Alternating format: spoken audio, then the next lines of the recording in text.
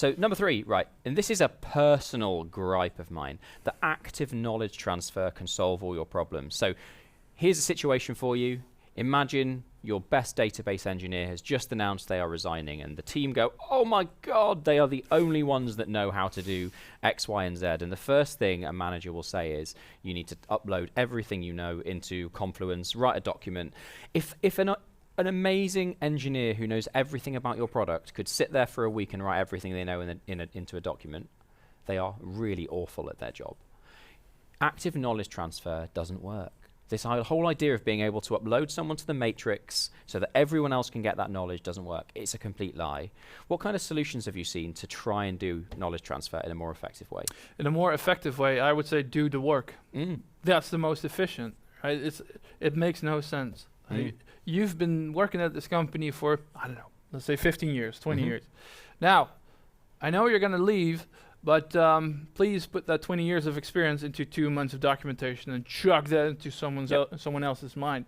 It's not going to work. In fact, it's going to demoralize the team more often than anything else. So what's the solution here, guys? Well, actually, passive knowledge transfer can be really effective. And it's not necessarily about brown bag lunches. It's not about writing documentation in Confluence, the place where knowledge goes to die.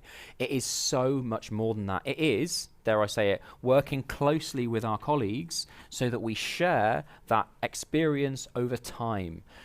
So what we've got here, are you worried? Are you worried about active knowledge transfer? Well, you need to fix it now, because now is the easiest and the cheapest time to fix it.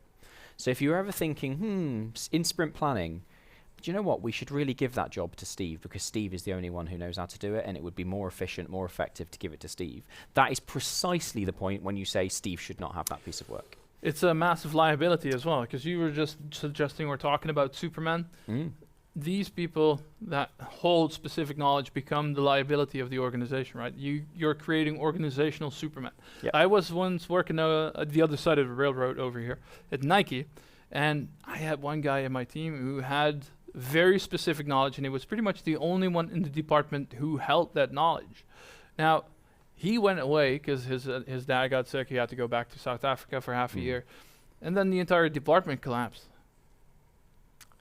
It's sad, but very real. And also, and I hate to say this to the consultants out there, a lot of consultants enjoy being in that kind of superhero position. Sure. Because it's the one way to get a guaranteed rate increase, because nobody wants you to leave. So actually, for organizations out there who employ contractor, freelance resource, the way that you release yourself so that when good permanent employees come along is to ensure that knowledge is divided. Now, it doesn't mean that everyone needs to be able to do everything.